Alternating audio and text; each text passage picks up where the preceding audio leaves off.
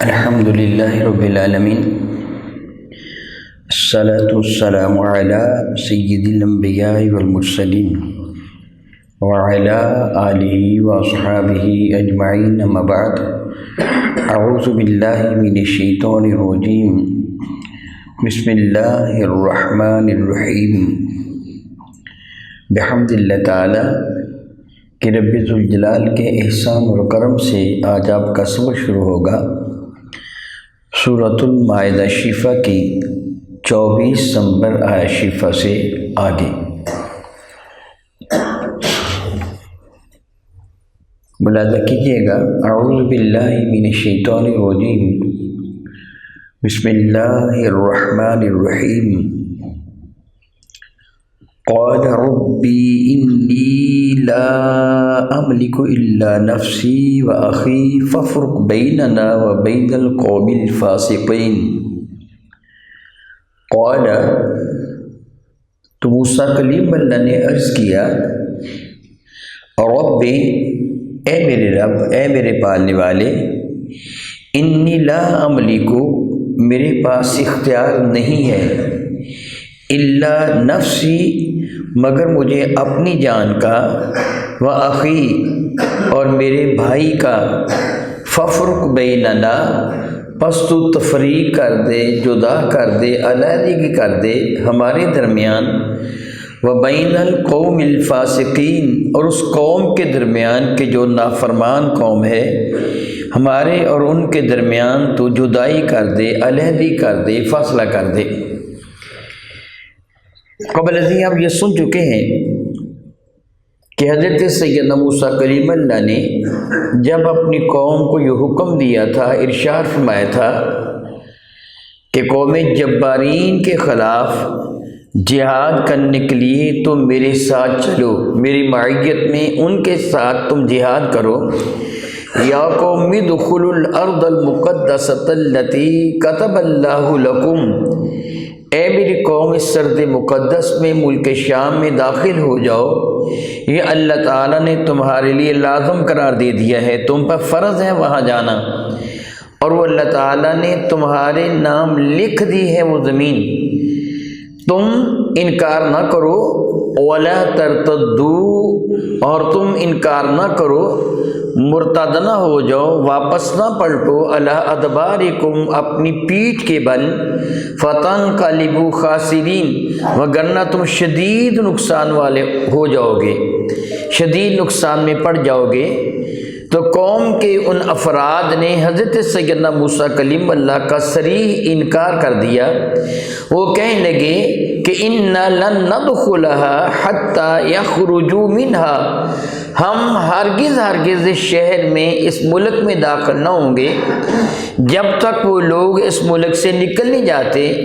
فَإِن يَخْرُجُوا مِنْهَا فَإِنَّا دَاخِلُونَ، اگر وہ نکل جائیں گے تو پھر ہم وہاں جائیں گے۔ جب حضرت سیدنا موسیٰ کلیم اللہ نے اور آپ کے دو ساتھیوں نے، حضرت یوشع بن نون اور کالب بن یقنہ نے، ان کو نصیحت فرمائی اور ان کو یہ کہا کہ تم داخل ہو جاؤ، اللہ تعالیٰ تمہیں کامیابی و کامرانی سے ہمکنار فرما دے گا، تو ان کا جواب تھا، یا موسیٰ اِنَّا لَن نَدْخُلَهَا، ہم کبھی بھی اس پہ داخل نہ ہوں گے، ابدا، کبھی بھی، ما داموا فیہا، جب تک وہ لوگ وہاں موجود ہیں۔ فَاذْهَبْ أَنْتَ وَرَبُّكَ فَقَاتِلَا، تو چلا جا، تیرا رب چلا جائے، جا کے دونوں ان سے لڑائی کرو، اِنَّا ہَاہُنَا قَاعِدُونَ، ہم تو یہاں بیٹھے ہیں۔ یعنی قوم کے ان بدبختوں نے، نافرمانوں نے حضرت سیدنا موسیٰ کلیم اللہ کو بڑا برا جواب دیا کہ تو اور تیرا رب جا کے لڑائی کرو، ہم تو نہیں جائیں گے۔ جب حضرت سیدنا موسیٰ کلیم اللہ نے اپنی قوم سے یہ برا جواب سنا تو پھر بارگاہ رب العزت میں ملتجی ہوئے، بارگاہ رب العزت میں عرض کیا کہ میرے کریم پروردگار، قال، تو آپ نے عرض کیا، ربی انی لا املک الا نفسی و اخی، مولا تعالیٰ مجھے اختیار میری جان پر اور میرے بھائی کے پہ ہے، میں جاؤں گا، میرا بھائی چلے جائے گا۔ حضرت یوشع بن نون اور کالب بن یقنہ یہ بھی ساتھ ہے۔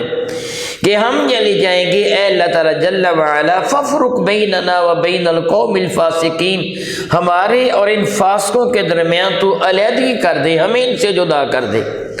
اے اللہ تعالیٰ جل وعلا یہ قوم فاسق ہے، نافرمان ہے، میری بھی اور تیری بھی نافرمان ہے، میرا بھی انکار کر دیا، تیرے حکم کا بھی انکار کر دیا، ہمارے اور ان کے درمیان تو علیحدگی کر دے۔ قال تو رب کائنات نے پھر ارشاد گرامی قدر فرمایا فَإِنَّهَا، بے شک پھر یہ سرزمین جس زمین میں میں نے ان کو داخل ہونے کا حکم دیا تھا، یعنی ملک شام میں، محرمۃ علیہم، میں نے ان پر اس زمین کو حرام قرار دے دیا ہے، 40 سنتاً 40 سال تک کے لیے، یعنی اب 40 سال تک یہ اس سرزمین میں داخل نہیں ہو سکیں گے۔ یتیہون فی الارض، یہ سرگرداں پریشان حال گھومتے پھرتے رہیں گے زمین میں۔ فلا تأسا، تو ہرگز آپ افسوس نہ کرنا، علی القوم الفاسقین، ان نافرمانوں پر تم افسوس نہ کرنا، میں ان کو سزا دوں گا جب یہ 40 سال تک بھٹکتے رہیں گے اور اس ارض مقدس تک نہیں پہنچ پائیں گے۔ چنانچہ پروردگار عالم جل وعلا نے بنی اسرائیل پر 40 سال ایسے گزارے کہ ان کو میدان تیہ میں رکھ لیا، اور وہ لوگ صبح سے لے کے شام تک سفر کرتے تھے میدان سے نکلنے کے لیے، اور سارا دن سفر کرتے رہتے، رات ہوتی تو دیکھتے جہاں سے چلے تھے وہیں موجود تھے۔ 40 سال اس قوم پر اسی طرح گزر گئے۔ حضرت سیدنا موسیٰ کلیم اللہ کو ان کی حالت پر پھر رحم آ گیا۔ نبی اپنی امت کے لیے باپ سے بھی زیادہ کریم ہوتا ہے جو اپنی اولاد کے لیے ہوتا ہے۔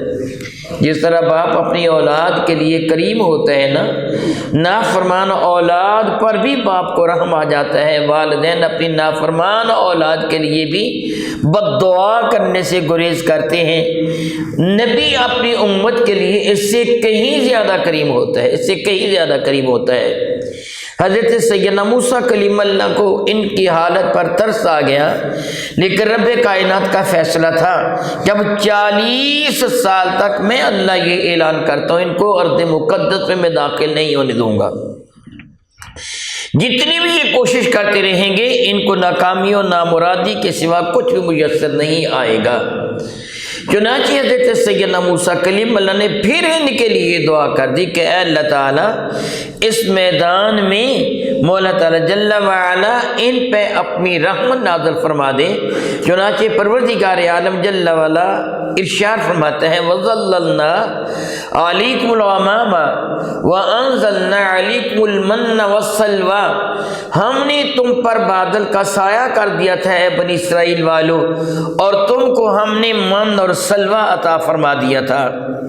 پھر 40 سال ان پر ایسے گزرے کہ دن کی تمازت سورج کی دھوپ سے بچانے کے لیے اللہ تعالیٰ ان پر بادل کا سایہ کر دیتا تھا، یعنی ان پر سارا دن بادل سائبان کی طرح، خیمے کی طرح ان پر موجود ہوتا، اور پروردگار عالم جل وعلا ان کو آسمان سے 2 طرح کا کھانا، من اور سلوہ، یعنی میٹھا کھانا اور نمکین کھانا اللہ تعالیٰ جل وعلا ان کو آسمان سے عطا فرما دیتا تھا۔ اس طرح ان کے یہ سال بیتے۔ بعض روایات سے یہ محسوس ہوتا ہے کہ یہ لوگ جنہوں نے حضرت سیدنا موسیٰ کلیم اللہ کا انکار کیا تھا، یہ 40 سال کے عرصہ میں مر گئے، پھر ان کی اگلی اولاد آ گئی، اگلی نسل آ گئی، یعنی 40 سال کے عرصہ میں ان کی اگلی نسل آ گئی، یہ لوگ ہلاک ہو گئے۔ اور بعض روایات سے یہ پتہ چلتا ہے اللہ نے ان کو ہلاک نہیں کیا، بلکہ حضرت سیدنا موسیٰ کلیم اللہ سے پھر انہوں نے کہا تھا کہ اے موسیٰ لن نصبر علی طعام واحد، ایک ہی کھانا کھاتے کھاتے اب ہم بے صبرے ہو گئے، ہمیں صبر نہیں آتا ایک کھانے پر۔ فادع لنا ربک یخرج لنا مما تنبت الارض من بقلها وقثائها وفومها وعدسها وبصلها، اپنے رب سے دعا مانگ وہ ہمارے لیے زمین سے نباتات اگائے، ساگ پات وغیرہ، انہوں نے جو کچھ مانگا تھا۔ लहसुन अता फरमा दे, प्याज अता फरमा दे, मसूर अता फरमा दे, साग पात अता फरमा दे। फिर बनी इसराइल ने ये मांगा था। हजरत सैयदना मूसा कलीम अल्लाह ने फिर इनके लिए ये दुआ मांग दी, चुनाचे अल्लाह ताला ने फिर मन और सलवा को बंद कर दिया था। बाद में ऐसे ये पता चलता है कि हजरत सैयदना मूसा कलीम अल्लाह और हजरत हारून अलैहिस्सलाम इस अरसा में अल्लाह को प्यारे हो गए थे। लेकिन बाद मुफस्सिरीन इकराम फरमाते कि नहीं, हजरत सैयदना मूसा कलीम अल्लाह का बारगाह रब्बुल इज्जत में दुआ मांगना इस बात की दलील है कि इतने अरसा में हजरत मूसा अल्लाह को प्यारे नहीं हुए थे। यानी वैसे तो अल्लाह के प्यारे हैं, मुराद की उनकी वफ़ात नहीं हुई थी। हजरत हारून अलैहिस्सलाम की वफ़ात हो गई थी। हजरत हारून अलैहिस्सलाम दुनिया से तशरीफ़ ले गए थे और आपकी कब्र का किसी को पता नहीं है। मुफस्सिरीन इकराम नकल फरमाते हैं कि जब हजरत सैयदना हारून अलैहिस्सलाम की रेलत मुबारका का वक़्त करीब आया तो रब्बे कायनात हजरत सैयदना मूसा कलीमुल्लाह की जानब वही फरमाई कि तेरे भाई हारून की वफ़ात का वक़्त करीब है, इनको साथ लेकर पहाड़ की जानब आओ, तूर की जानब आओ। हजरत सैयदना मूसा कलीमुल्लाह तूर की जानब तशरीफ़ ले जाने के लिए तैयार हो गए। जब थोड़ा फासला तय किया तो अचानक आपने देखा एक दरख्त है, बड़ा खूबसूरत और हौसी है, उसके करीब ही एक कमरा बना हुआ है। आपने उस कमरे को अंदर से बोला था, फरमाया तो इतना खूबसूरत कमरा था कि आज तक आपने ऐसा हुसीन और खूबसूरत कमरा नहीं देखा था। उस पर एक बिस्तर बिछा हुआ था और बिस्तर भी बड़ा नफीस था और खुशबुओं से मुअत्तर और मुअम्बर था। हजरत हारून अलैहिस्सलाम कहने लगे कि भाईजान मेरा जी चाहता है मैं इस बिस्तर पर लेट जाऊं। हजरत सैयदना मूसा कलीमुल्लाह ने इरशाद किया कि हाँ ठीक है लेट जाओ। हजरत हारून भी लेट गए और हजरत मूसा कलीमुल्लाह भी लेट गए। इसी हाल में रब्बे कायनात हजरत हारून की रूह बरका को कब्ज़ फरमा लिया। जब हजरत सैयदना मूसा कलीमुल्लाह की आँख खोली तो हजरत हारून अलैहिस्सलाम रेलत फरमा चुके थे। आप कमरे से बाहर निकले तो रब्बे कायनात इस कमरे को और उस दरख्त को अपने हुजूर ऊपर आसमानों पर उठा लिया। चुनांचे हजरत हारून की कब्र का कोई पता नहीं, अलबत्ता हजरत सैयदना मूसा कलीमुल्लाह की कब्र की निशानदेही मेरे करीम आका ने फरमाई थी कि उनकी कब्र सुर्ख टीले के करीब है। फरमाने लगे अगर मैं वहाँ होता तो मैं तुम्हें उनकी कब्र बताता। शबे मेराज जब हजरत सैयदना मूसा कलीमुल्लाह की कब्र अनवर के करीब से मेरे और आपके करीम आका गुजरे हैं तो हदीस मुबारक में है कि वह कायमु युसल्ली फी क़ब्रिही, मूसा अपनी कब्र में खड़े सलात अदा कर रहे थे। हुजूर ने उनको मुलादा फरमाया कि हज़रत मूसा अपनी कब्र में खड़े होकर सलात अदा फरमा रहे हैं। तो हज़रत सैयदना मूसा कलीमुल्लाह के करीब से गुजरकर मेरे करीम आका ताजदार अरबुजम शफ़ी मज़म रहमत बैतुल मुक़द्दस की जानब तशरीफ़ लाए थे। तो हज़रत सैयदना मूसा कलीमुल्लाह भी दुनिया से तशरीफ़ ले गए और इस कौम के पास अब हजरत यूशा बिन नून बहसीयत अल्लाह ताला जल्ल वाला के नबी थे।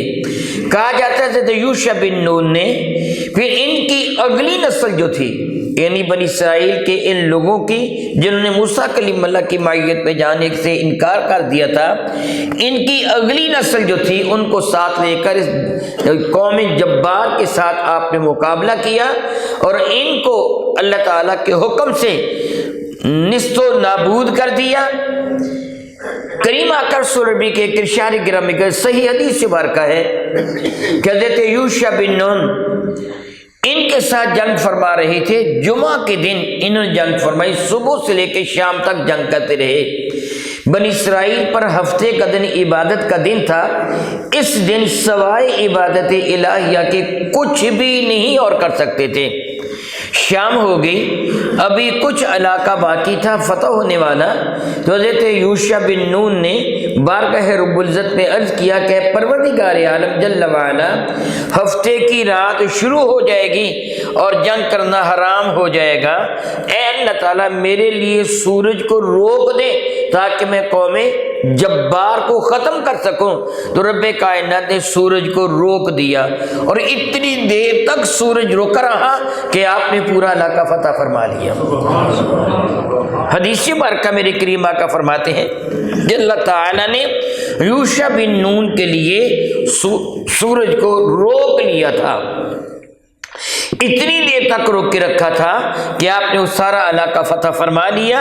اس کے بعد پھر پروردگار عالم نے سورج کو آگے بڑھنے کی اجازت دونا فرما دی.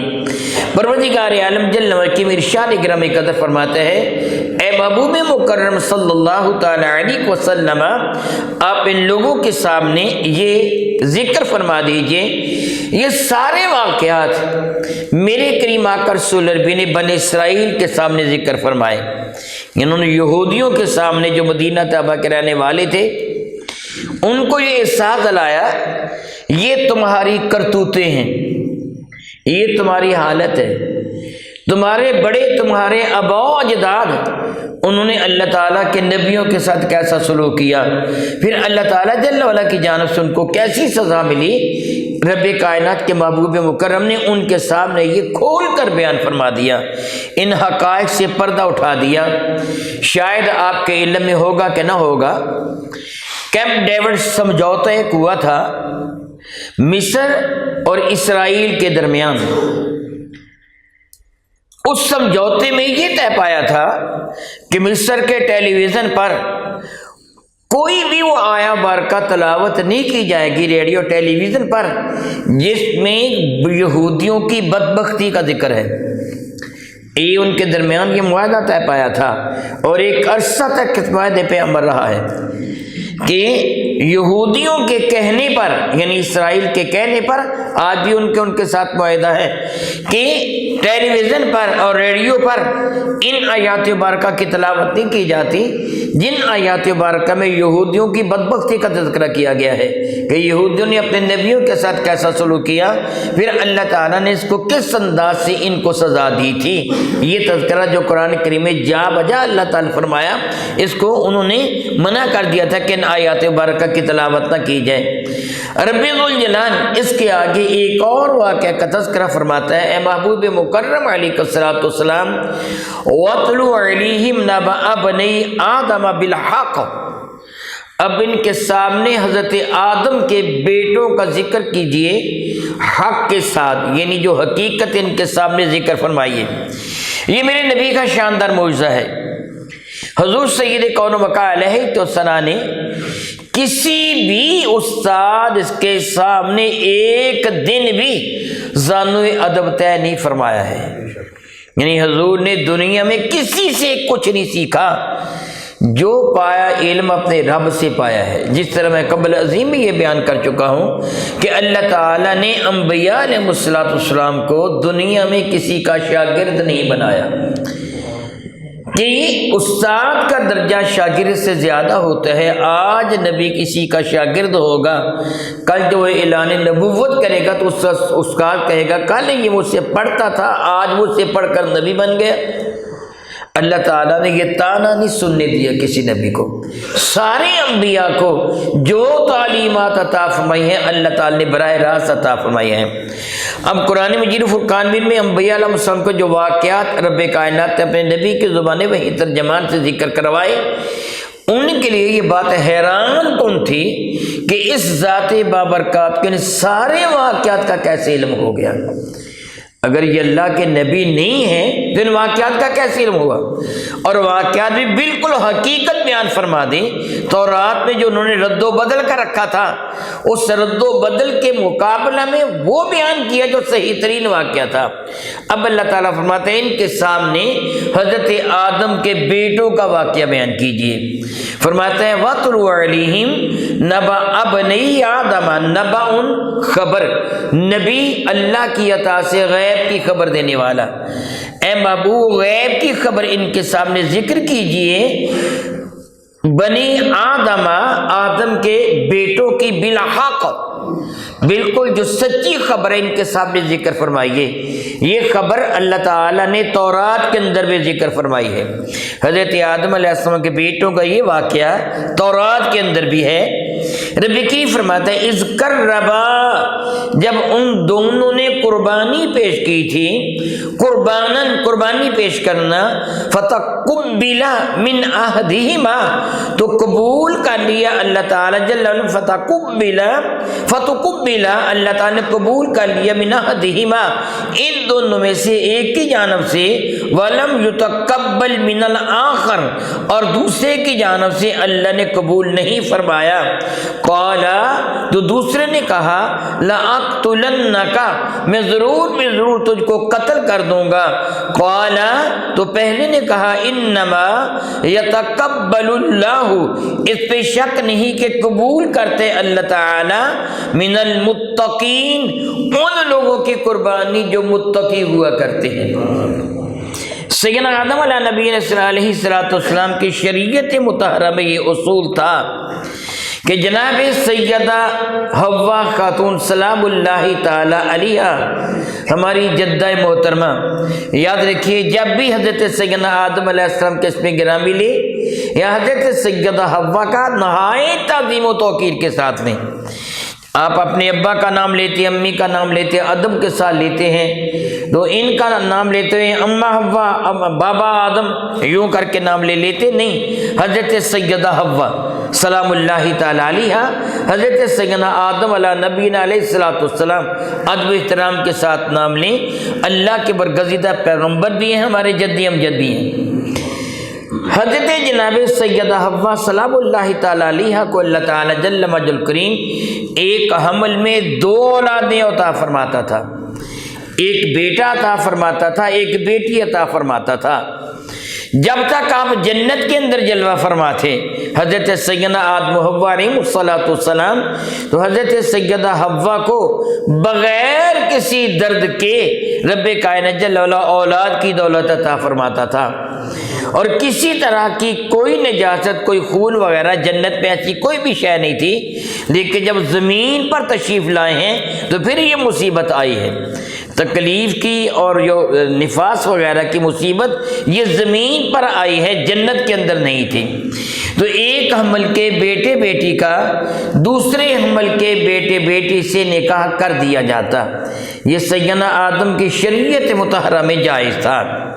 اور اب ایک سٹیپ آگے ہے، تھوڑا سا غور کریں گے تو حقیقت حال کھل کر سامنے آ جاتی ہے۔ آپ جانتے ہیں ایک باپ کے بیٹے بیٹی کا نکاح آپس میں حرام ہے، ایک باپ کے بیٹے بیٹی کا نکاح آپس میں حرام ہے۔ ایک دادا کے بیٹے بیٹیوں کی اگلی نسل کا نکاح اپنے آپس میں حلال ہے، یعنی ایک باپ کے 2 بیٹے ہیں، ان دونوں کی جو اولاد ہے ان کا نکاح آپس میں جائز ہے، یعنی تایا چچا یا خالہ یا پھوپھی اور اس کے بھتیجے، یعنی جو پھوپھی اور چچا، ان کی جو اولاد ہے ان کا نکاح آپس میں جائز ہے، یعنی اگلا سٹیپ ہو گیا۔ پہلے فرسٹ سٹیپ کی تھا کہ ایک باپ کی اولاد ایک حمل سے جو ہے اس کا نکاح اگلے حمل کے بیٹے بیٹی سے جائز تھا، جس طرح آج کل میں پہلے بیان کر چکا ہوں کہ ایک دادا کے یعنی ایک باپ کی 2 اولادیں ہیں، ایک بیٹا ہے ایک بیٹی ہے، ان کا نکاح آپس میں حرام ہے، ان کی اولاد کا نکاح آپس میں حلال ہے۔ تو جس طرح ان کی اولاد کا نکاح آپس میں حلال ہے نا، اس طرح اس زمانہ میں ایک حمل کے بیٹے بیٹی کا دوسرے حمل کے بیٹے بیٹی سے نکاح حلال تھا۔ حضرت سیدنا آدم علیہ السلام کو اللہ تعالیٰ جل وعلا نے بیٹا اور بیٹی عطا فرمائے، قابیل اور اس کی بہن عقلیمہ، اور حابیل اور ہورا، یہ 2 عطا فرمائے۔ یوں کہیے قابیل اور اس کی بہن، حابیل اور اس کی بہن۔ اس اصول کے تحت کیا ہونا تھا؟ قابیل کی بہن کا نکاح کس سے ہونا تھا؟ حابیل کے ساتھ، اور حابیل کی بہن کا نکاح قابیل کے ساتھ ہونا تھا، اس اصول کے مطابق جو اللہ تعالیٰ نے حضرت آدم علیہ السلام کی شریعت مطہرہ میں باقی رکھا تھا۔ قابیل نے حابیل کی بہن سے نکاح کرنے سے انکار کر دیا اور کہا کہ میں اپنی بہن سے نکاح کروں گا، اور یہ شریعت آدم میں حرام تھا، حضرت آدم کی شریعت میں یہ حرام تھا۔ میں پہلے بھی کہہ چکا ہوں، اب پھر دہرا رہا ہوں، تھوڑا سا ذہن پر زور دے دیجئے۔ اس زمانہ میں ایک حمل کے بیٹے بیٹی کا دوسرے حمل کے بیٹے بیٹی سے نکاح جائز تھا، جس طرح ایک باپ کی اولاد کا آپس میں نکاح جائز نہیں، اگلے سٹیپ پر جائز ہو گیا۔ یعنی بہن اور بھائی ہیں، ان کا آپس میں نہیں، ان کی اولاد کا آپس میں جائز ہو گیا، حالانکہ وہ چچا کا بیٹا بھائی ہے، وہ پھوپھی کی بیٹی بہن ہے، لیکن ان کا نکاح جائز ہے۔ اس زمانے میں یہ تھا جو میں پہلے بیان کر چکا ہوں۔ قابیل منکر ہو گیا کہ میں حابیل کی بہن کے ساتھ شادی نہیں کروں گا، وہ اتنی خوبصورت نہیں ہے، میری بہن خوبصورت ہے۔ سیدنا آدم علیہ السلام ان کو سمجھایا مگر وہ نہ مانا، یہاں تک کہ حضرت آدم نے فرمایا یوں کرو، بارگاہ رب العزت میں قربانی پیش کرو، جس کی قربانی اللہ تعالیٰ جل وعلا قبول فرما لے گا وہ سمجھ لو رب کا پیارا ہے، اسی طرح ہوگا جس طرح پھر اللہ تعالیٰ جل وعلا کو حکم ہوگا۔ اور کلیمہ کے ساتھ یعنی حابیل کی جس کے ساتھ شادی ہونی ہے، قابیل کی بہن، پھر اس کے ساتھ شادی اس کی ہوگی جس کی قربانی قبول ہوگی۔ چنانچہ ان دونوں نے بارگاہ رب العزت میں قربانی پیش کی۔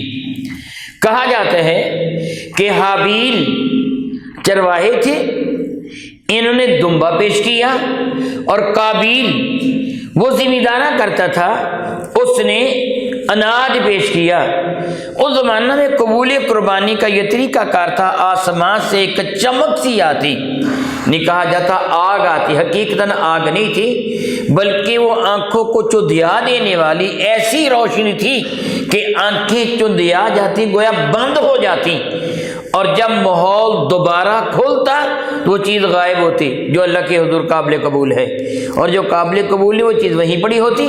چنانچہ ایسے ہوا کہ ان دونوں نے اپنی اپنی قربانی پیش کی۔ تھوڑی دیر کے لیے ایک چمک سی آئی، یعنی آنکھیں چودیا گئیں، ان کی آنکھیں بند ہو گئیں۔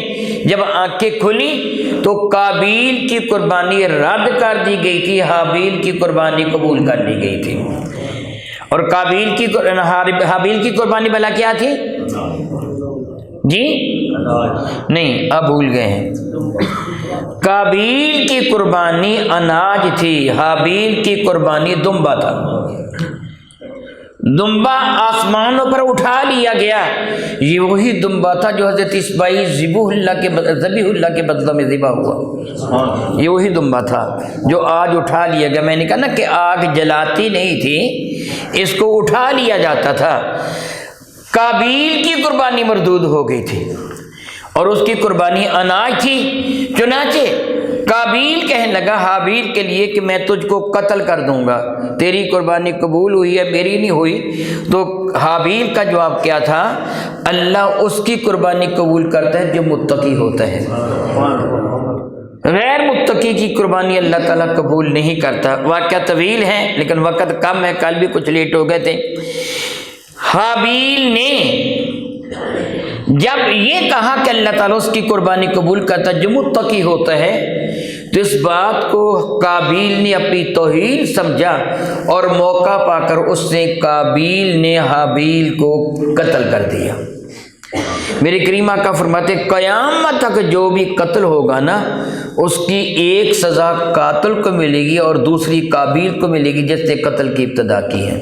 الیاذ باللہ تعالیٰ ثم الیاذ باللہ تعالیٰ اپنے بھائی کو قتل کر چکا، پھر اسے سمجھ نہیں آتی تھی کہ اس کے لاش کو کیسے چھپاؤں۔ پھر اللہ تعالیٰ قرآن کریم میں اللہ تعالیٰ جل وعلا کے ارشاد گرامی قدر ہے کہ اللہ تعالیٰ نے پھر دو کووں کو بھیجا، ایک کوے نے دوسرے کوے کو قتل کر دیا، پھر اس نے زمین میں گڑھا کھود کر اس کوے کو دبا دیا۔ پھر قابیل کو پتہ چلا کہ انسان کی لاش کو کیسے دبایا جائے گا، چنانچہ پھر قابیل نے حابیل کو زمین میں دفن کر دیا۔ یہ پہلی قبر تھی جو کائنات میں بنی تھی۔ رب کائنات فرماتا ہے محبوب مکرم علیہ الصلوۃ والسلام، یہ واقعہ جو حابیل و قابیل کے درمیان وقوع پذیر ہوا تھا، ان لوگوں کے سامنے اس کو کھول کر حقائق کے ساتھ بیان فرما دیجئے۔ میرے نبی نے یہ واقعہ بیان فرما دیا۔ یہودیوں کے لیے یہ بات نہایت حیران کن تھی کہ جو واقعہ ہم نے کبھی بیان کیا ہی نہیں ہے، ان کو کیسے پتہ چل گیا، ان کو کیسے علم ہو گیا؟ دراصل رب کائنات ان کو احساس دلایا یہ میرے محبوب ہیں، یہ سارے کے سارے علوم میں ان کو عطا فرماتا ہوں۔ او کما قال اللہ تبارک و تعالی واللہ تعالی اعلم باسرار کتابہ۔